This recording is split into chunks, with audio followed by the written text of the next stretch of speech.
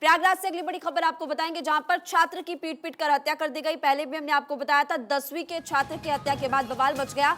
अब देखिए जानकारी मिल रही कि दूसरे समुदाय के कुछ युवक थे, उन्होंने बहन के साथ छेड़छाड़ की तो दूसरे छात्र ने रोकने की कोशिश की, उसके बावजूद छात्रों ने हत्या कर दी।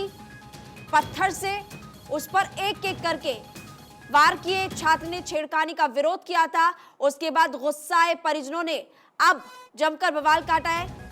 वो प्रशासन, पुलिस प्रशासन से मांग कर रहे हैं कि इस पूरे मामले को लेकर सख्त से सख्त कार्रवाई की जाए। छेड़खानी का विरोध, छात्र का मर्डर किया, दूसरे समुदाय के लड़कों पर हत्या का आरोप लग रहा है।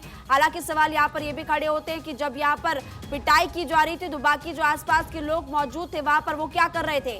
हालांकि पुलिस ने यहाँ पर 4 लोगों की गिरफ्तारी भी कर दी, उनको हिरासत में ले लिया है। उन पर किस तरह से एक्शन लिया जाएगा वो देखना काफी महत्वपूर्ण। छेड़खानी का विरोध करने को लेकर एक छात्र की पीट कर हत्या कर दी गई। प्रयागराज से बड़ी खबर आपको बता रहे आलोक, इस खबर पर और ज्यादा जानकारी देंगे। आलोक, इस खबर को लेकर अब कोई नया अपडेट आपके पास? जी बिल्कुल, देखिए जिस तरह से युवक की हत्या हुई है उसको लेकर 16 साल का ये युवक था और 10वीं का छात्र था।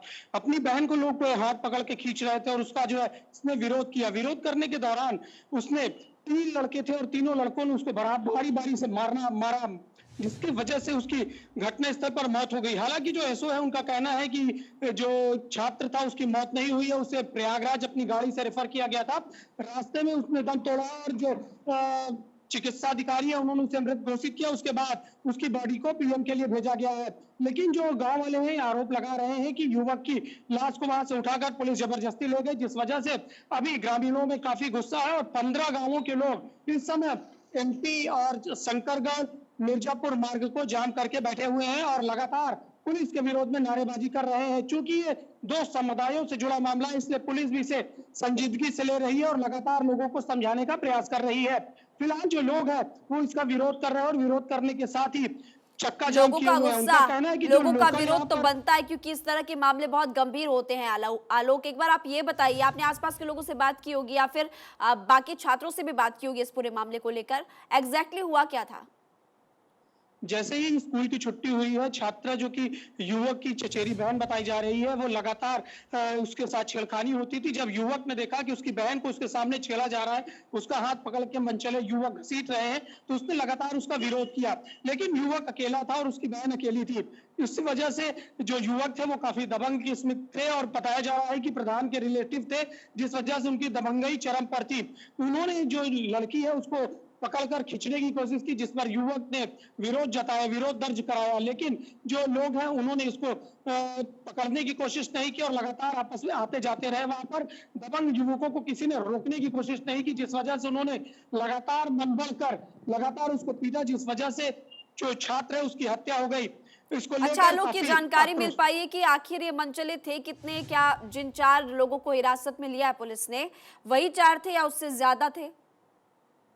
जी बिल्कुल, देखिए अभी पुलिस ने बताया है कि ये 4 युवक ही थे और चारों को पुलिस ने हिरासत में ले लिया और उनसे पूछताछ कर रही है कि ये किस तरह का मामला और किस तरह से इस तरह की हत्या हुई है। लेकिन जो चारों युवक हैं उनसे पुलिस पूछताछ के दौरान ये सारी चीजें खंगालने की कोशिश करेगी कि पहले भी इस तरह की उन्होंने घटनाएं की है और किस तरह से इस जो लड़की है इसको छेड़ा है और किस तरह से उसका हाथ पकड़ के मनबड़े की कोशिश अगर कहें तो हाथ पकड़कर खींचने की कोशिश की, जिसके बाद ये घटना हुई है।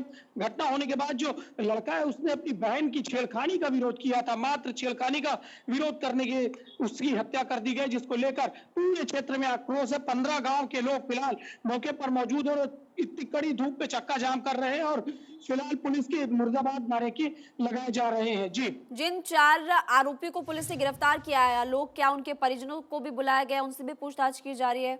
क्या वो भी पहुंचे वहां पर? फिलहाल अभी मौके पर पुलिस ने 4 लोगों को गिरफ्तार किया और स्थिति को कंट्रोल करने की, लॉ एंड ऑर्डर को कंट्रोल करने की कोशिश कर रही है। लेकिन दूर दराज से जिसको भी ये घटना पता चल रही है वो लगातार यहाँ पर पहुंच रहा है और पहुंचने के साथ अपना विरोध दर्ज करा रहे हैं। क्योंकि 2 समुदायों का ये मामला है, जिस वजह से पूरा जो इलाका है वो छावनी में तब्दील करके पुलिस फिलहाल जांच पड़ताल कर रही है। आगे अभी पूछताछ के लिए और लोगों को भी हिरासत में पुलिस लेगी, ऐसा उसका कहना है। जी, लेकिन सवाल यहाँ पर ये भी खड़ा होता है ना, आलोक की आसपास में जो लोग उस वक्त वहां पर मौजूद थे, उन्होंने लड़ाई को रोकने की कोशिश क्यों नहीं की? फिलहाल आप इस बड़ी खबर पर नजर बनाकर रखिएगा, आपके पास लौटेंगे और अपडेट्स के लिए। तो देखिए, बड़ी खबर लगातार मिल रही है और अब देखना होगा कि पुलिस किस तरह से एक्शन इस पूरे मामले को लेकर लेती है।